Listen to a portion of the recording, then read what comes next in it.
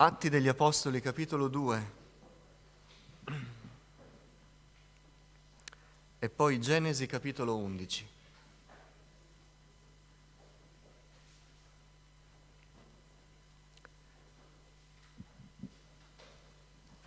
Noi siamo un popolo pentecostale, amen? E il popolo pentecostale è un popolo semplice. E a volte siamo noi a complicare le cose. Ma le cose del Signore, se noi ubbidiamo a Lui, facciamo quello che Lui ci chiede di fare, sono semplici, perché è il Signore che semplifica le nostre vite tribolate e complicate. È una delle semplificazioni, per così dire, meravigliose che il Signore porta nella vita dei credenti è la pienezza dello Spirito Santo. Dio ha promesso pienezza di Spirito Santo perché tutto risulti più chiaro, più comprensibile spiritualmente. Ora noi leggiamo il passo della Pentecoste, Atti capitolo 2, dal verso 1 al verso 11, e poi leggeremo il passo in Genesi della storia della Torre di Babele. Atti 2. Quando il giorno della Pentecoste giunse, tutti erano insieme nello stesso luogo. Improvvisamente si fece dal cielo un suono come di vento impetuoso che soffia e riempì tutta la casa dove essi erano seduti. Apparvero loro delle lingue come di fuoco, che si dividevano e se ne posò una su ciascuno di loro. Tutti furono riempiti di Spirito Santo e cominciarono a parlare in altre lingue come lo Spirito dava loro di esprimersi. Ora a Gerusalemme soggiornavano dei giudei, uomini religiosi di ogni nazione che è sotto il cielo. Quando avvenne quel suono, la folla si raccolse e fu confusa, perché ciascuno li udiva parlare nella propria lingua. E tutti stupivano e si meravigliavano, dicendo: tutti questi che parlano non sono Galilei? Come mai li udiamo parlare ciascuno nella nostra propria lingua natia? Noi Parti, Medi, Elamiti, abitanti della Mesopotamia, della Giudea, della Cappadocia, del Ponto, dell'Asia, della Frigia, della Panfilia, dell'Egitto, delle parti della Libia cirenaica e pellegrini romani, tanto giudei che proseliti, cretesi e arabi, li udiamo parlare delle grandi cose di Dio nelle nostre lingue. Passiamo a Genesi. Lasciamo lo stupore del giorno di Pentecoste e andiamo alla storia della Torre di Babele.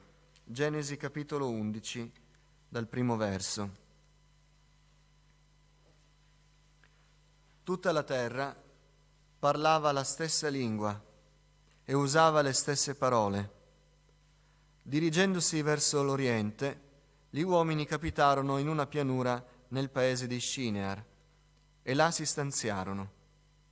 Si dissero l'un l'altro: venite, facciamo dei mattoni cotti con il fuoco. Essi adoperarono mattoni anziché pietre e bitume invece di calce. Poi dissero: venite, costruiamoci una città e una torre, la cui cima giunga fino al cielo, acquistiamoci fama, affinché non siamo dispersi sulla faccia di tutta la terra. Il Signore discese per vedere la città e la torre che i figli degli uomini costruivano. Il Signore disse: ecco, essi sono un solo popolo e hanno tutti una lingua sola. Questo è il principio del loro lavoro. Ora nulla impedirà loro di condurre a termine ciò che intendono fare. Scendiamo dunque e confondiamo il loro linguaggio, perché l'uno non capisca la lingua dell'altro. Così il Signore li disperse di là su tutta la faccia della terra ed essi cessarono di costruire la città. Perciò a questa fu dato il nome di Babel, perché là il Signore confuse la lingua di tutta la terra e di là li disperse su tutta la faccia della terra.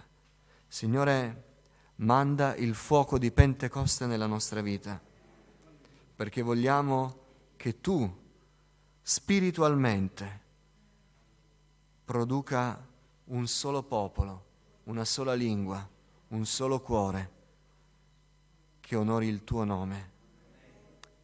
Questo ti chiediamo insieme, Signore, davanti alla tua parola, nel nome di Gesù, il benedetto in eterno. Amen. Accomodatevi. Quando qualcuno legge la storia della Torre di Babele, rimane un po' perplesso dalla decisione di Dio. Perché, Signore? Erano tutti uniti, tutti concordi. Perché, Signore, sei sceso e hai guastato il programma? Se c'è un grande problema riportato da tutte le persone, soprattutto in quest'epoca, e che ha generato eresie, false dottrine, una delle quali è l'ecumenismo, è proprio il considerare che i popoli sono divisi. E già il fatto stesso della lingua crea divisione. Tante volte proviamo a incoraggiare fratelli e sorelle a testimoniare in culti o portare dei pensieri e loro dicono vorrei, ma la lingua è un limite, non riuscirei a esprimere quello che vorrei dire perché mi mancano le parole. Quindi sicuramente la lingua è un segno di divisione. L'umanità intera, le Nazioni Unite, questa organizzazione che prova a mettere insieme i popoli, in realtà non fa nient'altro che gestire le guerre. È un tentativo, perché c'è questa idea di divisione. Perché Dio ha voluto dividere i popoli? E qualcuno ogni tanto legge questa storia di Babele e rimane perplesso. Il motivo per cui Dio fece così, come avvenne in Eden, che Dio, dopo che Adamo ed Eva mangiarono del frutto dell'albero della conoscenza, disse, vi ricordate, ora che loro hanno mangiato quell'albero, buttiamoli fuori dall'Eden, che non arrivino a mangiare l'albero della vita e vivano in eterno. E uno dice, ma perché il Signore non ha voluto far vivere in eterno quelli che Lui stesso aveva creato a sua immagine e somiglianza? Il problema è che né l'unità né la vita eterna sono un bene se sono portati avanti col peccato. E il motivo per cui quelle nazioni avevano deciso di mettersi tutte insieme e costruire una città e costruire una torre era per alimentare il loro orgoglio. Non lo facevano per pace, per amore, ma per orgoglio. È qualcosa che unisce tutti sulla base dell'orgoglio, che è il principale dei peccati, porta alla morte. E Dio non vuole la morte. Quello avvenne anche in Eden. Dio non voleva che si perpetuasse in eterno il peccato, ma ha provveduto Cristo Gesù perché, tolto il peccato, noi potessimo sì allora avere la vita eterna. Questo è il motivo per cui Dio divise i popoli. Ma benedetto sia il nome del Signore, che è giunto il giorno di Pentecoste e il Signore ha fatto il suo programma. Ed è così semplice per noi. E noi dobbiamo questa mattina realizzare che Dio ha un piano di bene e prosperità per il suo popolo. Dio prevede il bene per noi. È Lui che attraverso i profeti, attraverso gli scritti del Nuovo Testamento, parla della pace anche tra gli uomini, dell'unità, ma sotto il suo messaggio, non secondo principi umani. Gli uomini tornano sempre al primo dei peccati, che è l'orgoglio, e poi lo mascherano in tanti modi, ma alla fine è l'orgoglio quello che guida le decisioni umane. Ma l'orgoglio non ci porterà mai vita, mai bene, ci porterà solo la morte. Dio non vuole questo per noi. Ecco perché un giorno, 50 giorni dopo la resurrezione di Gesù, è arrivato il momento in cui lo Spirito Santo è sceso con potenza. A causa del peccato, il mondo non conosce il Signore. E il mondo che non conosce il Signore, notate, si trova confuso. Il mondo è confuso. Il mondo non sa dove deve andare. Il mondo è diviso, anche se parla di unione, pace. È diviso. Il mondo è sordo alla voce del Signore. Il mondo è disperso. E Dio ci aiuti, perché tante volte anche tra credenti ci sentiamo così. Ma non è il piano di Dio. Non è il piano di Dio. Dio ha mandato la pienezza dello Spirito Santo per unire, per portare il suo messaggio con potenza. Ma lo deve fare il Signore. Ed è così semplice che noi dobbiamo deporre ogni nostro ragionamento e iniziare a chiedere al Signore. Questa mattina lo dobbiamo fare adesso. Proverò a essere il più breve possibile, perché dobbiamo chiederlo ciascuno di noi in cuor suo e tutti insieme, che il Signore ci visiti col fuoco di Pentecoste. Quindi dobbiamo deporre ogni ragionamento. Sapete quando diventano complicate le cose? Quando togliamo la semplicità della Pentecoste. Abbiamo bisogno allora di studiare, di capire, di ragionare, di convincere, di organizzare. Ma in principio non era così, al principio della Chiesa. Ogni tanto privatamente col fratello Eligio scherziamo tra di noi. E lui mi dice: io ho la seconda elementare, tu hai fatto le scuole qualche anno in più. Vi devo dire che vince la sua scuola davanti alla pienezza dello Spirito Santo. Ma questo non vuol dire che chi ha fatto qualche anno di scuola in più è escluso. È accolto se fa come Paolo e dice: io considero tutti i benefici, gli onori, gli attestati umani come spazzatura davanti all'eccellenza della conoscenza di Cristo. E questo dobbiamo fare, perché altrimenti, pur volendo l'unità, la chiarezza, la pace, l'amore, noi proveremo a ottenerli con mezzi umani e non li otterremo, perché cercheremo altro. Ma questa mattina noi vogliamo la pienezza dello Spirito Santo, proprio come avvenne a Pentecoste. A Pentecoste troviamo il rimedio all'errore della Torre di Babele. È a Pentecoste che tutto viene risolto. È a Pentecoste che Dio diede la possibilità agli uomini di costruire quell'unità che non era più basata sul peccato, sull'orgoglio, sull'arroganza, sulla mancanza di perdono, sul desiderio di portare avanti i propri intenti, ma sul messaggio di Dio.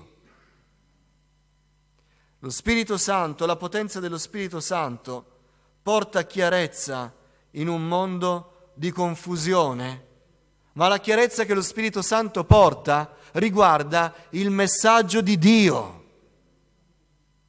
Perché se l'uomo non riceve il messaggio di Dio, di un Dio che vuole salvare, di un Dio che vuole consacrare, di un Dio che vuole appartarsi un popolo, che si purifichi per il suo ritorno, se il mondo non accoglie il messaggio di Dio, tutti gli altri messaggi che il mondo si ingoierà non lo porteranno alla vita. Dio vuole portare chiarezza riguardo al suo messaggio in un mondo di confusione. Le lingue erano un segno. Le lingue sono ancora oggi un segno, non sono il fine, non sono l'obiettivo, sono il segno, sono l'evidenza iniziale, sono la dimostrazione che lo Spirito Santo è venuto nel nostro cuore e ha fatto qualcosa, ci ha dato qualcosa, ci ha dato una parola. E pur essendo lingue celesti, incomprensibili alla mente umana, sono il segno che parlano del vero fine. E il vero fine delle lingue, il vero fine della pienezza dello Spirito Santo è portare a Dio chi non conosce il Signore. Quello è il fine. Radunarli in un punto, in una città che non è questa volta Babele, ma è la città di Dio. è il Tempio di Dio, è la presenza di Dio. E quelle lingue sono il segno. Noi abbiamo letto a Pentecoste che li udirono. Alcuni studiosi dicono che gli apostoli in quel momento si trovavano al Tempio, in un luogo, in una camera, in un angolo del Tempio, perché altrimenti come fecero tutti gli altri a udirli parlare se erano in casa privata? Altri commentatori dicono che si trovavano in una casa privata, ma il suono che udirono fu così forte che attirò i passanti, si radunarono e poi in qualche modo gli apostoli uscirono. Non lo sappiamo con certezza, ma sappiamo con certezza che quel segno, quelle lingue, radunò i popoli, li unì, ed erano di molte nazionalità. Dio cancella la confusione. Tutti seppero che c'era un Dio che visitava gli uomini, dando loro potenza per attirare a Lui. Un mondo confuso ha bisogno di udire chiaramente che Dio è grande. Amen. Noi abbiamo bisogno di chiedere la pienezza dello Spirito Santo con il segno iniziale, evidente, delle lingue. Perché il mondo deve sapere che Dio visita il suo popolo in modo soprannaturale e potente e deve essere attirato dalla manifestazione pentecostale e dire: Dio allora è ancora presente tra i suoi. Perché se non sarà così, noi proveremo a dire: vieni da noi, si parla di Gesù, vieni da noi, il Signore è tra di noi, vieni da noi e vedrai che il Signore manifesterà la sua gloria soprannaturale. E quelli diranno: ma come? Perché devo venire da voi? Parlano meglio gli altri, vado dagli altri. E Gesù è lo stesso. Quante volte stiamo sentendo questa frase? Inizia a darmi l'orticaria, e Gesù è lo stesso, e crediamo tutti allo stesso Dio. Se non c'è la Pentecoste, noi non potremo dire niente di diverso. Se non c'è il segno delle lingue, ma io mi sento ripieno dello Spirito Santo, ma perché il Signore allora ha deciso di dare il segno iniziale ed evidente delle altre lingue? Perché gli altri siano attirati a un'opera soprannaturale che Dio fa dal cielo verso i suoi e toglie la confusione riguardo un Dio presente.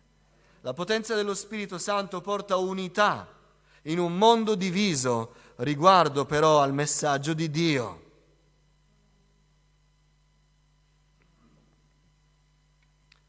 L'unità della Chiesa si ottiene sotto il messaggio di Dio. L'unità della Chiesa non la ottengono i credenti mettendosi insieme. Questo lo voglio dire chiaramente, non dico una novità. Lo dissero degli scrittori nel Novecento, uomini di Dio. Lo dissero uomini di Dio nell'Ottocento. Lo dissero nel Settecento. Nella storia della Chiesa è sempre stato detto: l'unità della Chiesa non la ottengono i credenti. Stiamo insieme, in fondo amiamo tutti Gesù. Perché dobbiamo essere divisi? L'unità della Chiesa la fonda Dio con l'opera sua. Gesù è il capo della Chiesa, Gesù è il fondamento della Chiesa, Gesù edifica la Chiesa, Gesù ha dato lo Spirito Santo a guidare la Chiesa e quando c'è la pienezza dello Spirito Santo, quello Spirito benedetto e potente unisce la Chiesa nel messaggio di Dio. A Pentecoste, nazionalità diverse si ritrovarono insieme e furono insieme, giudei, quelli del Ponto, quelli della Cappadocia, quelli della Frigia, proseliti, giudei e romani, tutti, chi veniva da cultura pagana, chi veniva da cultura ebraica, tutti udirono parlare delle grandi cose di Dio nella loro lingua.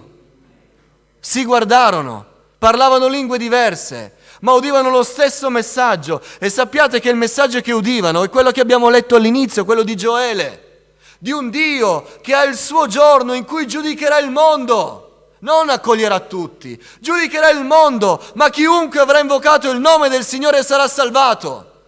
Tutti udirono quel messaggio, tutti lo accettarono, tutti si prostrarono e furono improvvisamente uniti. Chi li aveva uniti? Una riunione? venite, non fa niente. Se tu credi al battesimo dello Spirito Santo, io non ci credo, non fa niente. Amiamo Gesù? Non gli unì nessuno.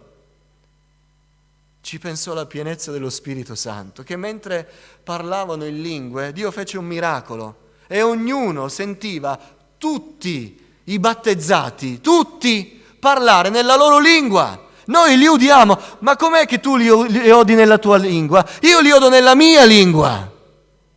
Cosa stanno dicendo nella tua lingua? Stanno dicendo che Dio è santo, stanno dicendo che Dio è vivente. Stanno dicendo che Gesù Cristo è il Messia che abbiamo atteso. Ma lo stanno dicendo nella mia lingua. Ed erano uniti. Benedetto sia il nome del Signore. Questa è Pentecoste. E la Pentecoste porta chiarezza, unità. Se non è così, e vogliamo vedere gli stessi risultati, se vogliamo vedere concordia, pari consentimento, ma qui non parliamo di cose, se siamo d'accordo, cosa cucinare all'agape, oppure qualcuno mi ha detto una parola, allora mi arrabbio, non vengo più qui, vado più lì. Questa non è l'unità spirituale che vuole il Signore, qui stiamo parlando dell'unità di una Chiesa che andrà in cielo. Se vogliamo quell'unità, ma non c'è la Pentecoste, ci proveremo, come hanno provato a Babele. Ma sarà animata dall'orgoglio e tutto crollerà. La potenza dello Spirito Santo non porta solo chiarezza, non porta solo unità, porta attenzione in un mondo distratto. Quante volte diciamo non ci ascoltano? Non riusciamo a essere convincenti. Sono così presi dalla loro vita, dai loro impegni, dai loro problemi. E noi vorremmo parlare loro di Gesù, dire fermatevi un attimo, perché tra tutti i vostri problemi il problema più grande è quello dell'anima. E se non lo risolvete, gli altri problemi continueranno ad aggravarsi. Ma risolvete il problema più grande e sarete salvati. Il problema è che tante volte pure i credenti si dimenticano che il nocciolo della questione, il punto focale della nostra vita è che noi apparteniamo a Gesù e invece ci facciamo prendere dai nostri problemi. Quando viene la pienezza dello Spirito Santo, quando le nuove lingue iniziano a uscire fuori, segno di una pienezza che fa traboccare il cuore, quando la vita è ripiena di quella potenza, di quello Spirito che guida in modo naturale e in modo soprannaturale, lo Spirito Santo con potenza porta attenzione in un mondo distratto. E non dobbiamo essere noi a dire, per favore, ogni tanto qualcuno dice, ascoltatemi, dico davvero. Questo è importante. Sapete perché si usano queste espressioni? Perché non si ha la sicurezza che gli altri capiscano che è davvero importante. Ma quando viene la potenza dello Spirito Santo, noi non abbiamo bisogno di rafforzare i nostri argomenti dicendo un attimo, attenzione, ascoltate. Perché è lo Spirito Santo stesso a portare attenzione, dire qui sta succedendo qualcosa che è più importante della mia vita, è più importante dei miei impegni. A volte noi ci scoraggiamo. A Pentecoste si radunarono spontaneamente e non erano andati a sentire gli apostoli, non erano andati a sentire i seguaci di quella nuova setta. Stavano facendo gli affari loro. Erano in giro per le strade di Gerusalemme per fare le loro commissioni, per andare al Tempio. Avevano i loro impegni, ma improvvisamente i loro impegni non erano più così importanti e spontaneamente prestarono attenzione. Dovremmo forse essere onesti con noi stessi. Quando non ci prestano attenzione, non che devono prestare attenzione a noi, ma al messaggio che il Signore ha messo nel nostro cuore, non è forse perché non siamo ricolmi di Spirito Santo? Perché gli apostoli dovettero solo dire un attimo, voi 3.000, 5.000, quanti siete, un attimo di silenzio, vi spiegheremo. Non dovettero radunarli. Fermatevi, venite, abbiamo qualcosa da dirvi. ci aveva pensato la potenza dello Spirito Santo. Pietro, Stefano, Paolo ebbero sempre uditori attenti, ma non si impegnarono mai a telefonare: vieni, vuoi partecipare, vuoi ascoltare? Vabbè, spostiamo di mezz'ora, perché se faccio mezz'ora prima poi non vieni, hai l'impegno, hai il sugo da girare, hai l'impegno, la visita da fare, oggi non vieni perché hai un altro impegno, oggi sei stanco, oggi sei triste. Mai si sentì Pietro, Paolo, non dissero mai nulla, iniziarono a parlare e trovarono davanti gente che diceva: fratelli, che dobbiamo fare? Chi li radunò?